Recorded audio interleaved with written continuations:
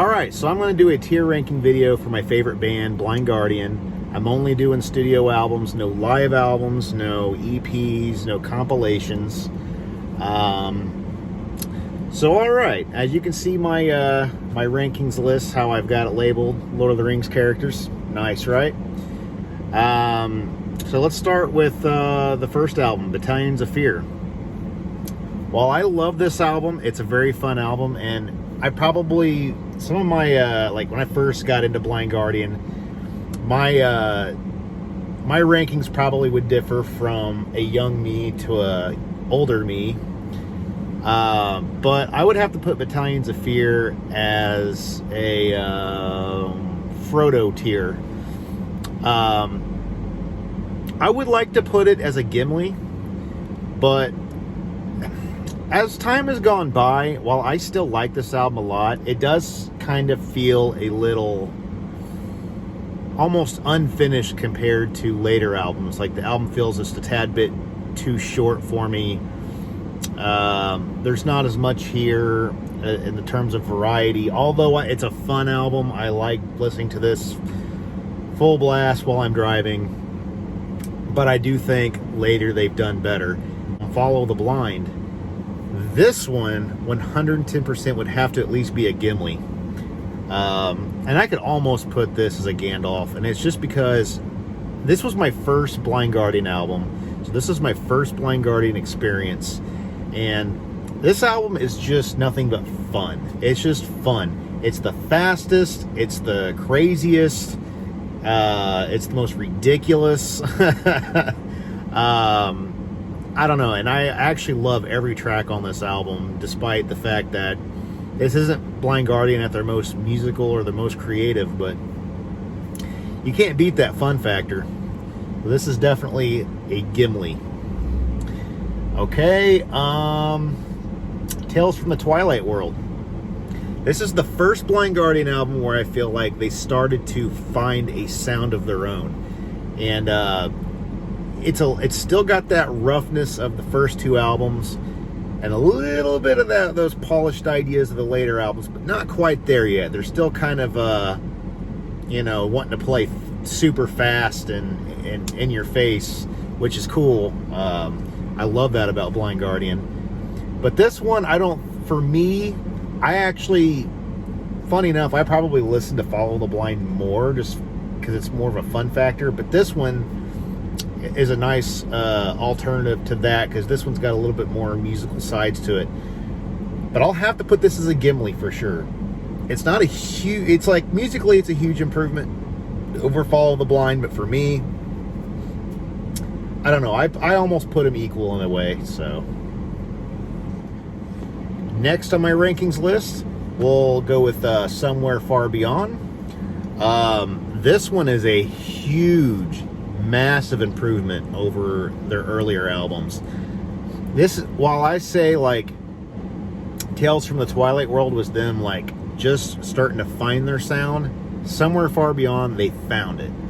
And as you can tell, Hansi's vocals are starting to get a little better with each album, and like he's been getting vocal training, and it really shows on this album. He's got, his range is huge now, all of a sudden, way above my range, honestly. Well, my voice could match everything from the prior albums. I can't quite match this. The melodies are better. Andre's leads are better. Everything is just better. Great atmosphere. The production. This is one of my favorite productions of any Blind Guardian album on top of that. So this one would have to be a Gandalf tier. Next, Imaginations from the Other Side. While Somewhere Far Beyond, I'd say they found their sound. Imaginations, I think they perfected it even more, if that's even possible, and leave it to Blind Guardian, it is possible. Imaginations is actually my favorite album, and one of the reasons for that is it's all their thrashy moments from the earlier albums are found here, and on top of that, Hansi has never ever sang so I don't know, he's just so into it on this album. Like, he's just so full force, full throttle on this album. And just sounds like it would hurt his voice after a while, but oh my gosh, like, it's I don't know what to say. It's just like the band is just firing on all cylinders on here. And Hansi's starting to get like a lot more like the vocal layers. He's experimenting more with this. This is something that's going to become a huge deal on the following Blind Guardian albums. But this is kind of where a lot of this has started. And this is a perfect balance between old and new, in my opinion. Perfect balance. Definitely a Gandalf tier. Next, Nightfall and Middle Earth. Well, if you think they couldn't improve anymore, you're wrong. They did. Although I would put Nightfall and Middle Earth as a close, very, very close second to Imaginations for me, and then it gets more because Nightfall is a concept album, and it's something you really want to sit down and experience as a whole rather than pick apart, like skip through songs individually. And it's pretty long. I think for me, Imaginations flows a little better, but this is a fun album. Every song is amazing. Everything, the detail, the melodies, like so strong. Everything about this album is strong. You can hear a lot of like Queen influences on this. Like, I know Hansi, that's like his favorite band. But you could really hear it on this, and oh my gosh. And Andre Ulbrich, the lead guitar player, is basically the Brian May of power metal, if you ask me. So yeah, so this is definitely a Gandalf tier. Okay, so A Night at the Opera. This was the first Blind Guardian album that I had a hard time getting into at the beginning. I feel like every Blind Guardian album from here on has had to grow on me to some extent. Not all the later ones, but this is where Blind Guardian kind of shifted, I feel like. So this album is really experimental. Like, it's kind of like they took the Nightfall and Middle Earth and went a little bit overboard. Like, they went with a little bit too many layers, too much going on at once. However, at first I thought this album sounded like a cheesy musical or something. Like, it kind of scared me off. But man, after like 20 years of listening to this album, it's finally grabbed my attention, and I really, really like this one a lot. Like, this is one I go to more often than I ever have in my life. So I don't think I'd give this a Gandalf tier. I think I would give it a Gimli, because it's great, but I wouldn't call it the definitive Blind Guardian album or anything. But it's very, very good. Next, this is a huge shift in Blind Guardian's career. Can be found here. The original drummer, Toman Stach, has left the band, and they replaced him with Frederick Emke. I think that's how you say his last name. I can hear a little bit of difference in the musical direction, but it might be because Blind Guardian's always been one of those bands that tried to go bigger and better with each album. Go big or go home, is kind of what they were doing there. And I feel like I've said in a prior video, they kind of hit a plateau, and I feel like they kind of like we're at a crossroads. Like, where do we go now? Like, how can we build on this anymore? I feel like they had to kind of go the other way and kind of strip down a little bit, rethink everything, try something new. And that's what we got with A Twist in the Myth. This album, also, I remember this was the first Blind Guardian album that ever came out while I was a fan of Blind Guardian, and I wasn't like totally disappointed, but I was a little bit hoping for more, I guess. Like, everything felt stripped down. Hansi's voice was not as raspy and mean as usual. The songs were slower. Everything almost had a more accessible vibe to it, and it was kind of like, uh-oh, I hope Blind Guardian's not like gonna stay this direction forever.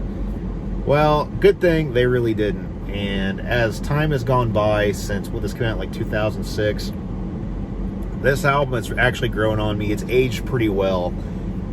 I still don't think I could give this a Gimli tier. I might put this as Frodo, because even though I like it a lot more, it's still not among my favorites, but it's a good album to come back to every once in a while for sure. Okay, now we got At the Edge of Time. Now we're talking. This was the first Blind Guardian album since I've been a fan where I was like, yeah, this should have taken the place of A Twist in the Myth, in my opinion. While this album doesn't really push very many limits, it's still kind of a bare bones Blind Guardian sound. They did add a actual orchestra to this music, and that was kind of like the biggest change, I think, to this album. Production's really good. Hansi's a little meaner, not as mean as I would like him to be, but yeah. All the songs are pretty solid. I don't know, this album, I liked it from the minute it came out, and I still like it just as much. I will give this a Gimli. Next would be Beyond the Red Mirror. This album, I hate to say this because I was on the 70,000 Tons of Metal listening party. I actually got to listen to this album before it came out, surrounded by the band and other fans of Blind Guardian, and I really, that experience was magical, and I really wanted to like this. And it was also a kind of a sequel sort of to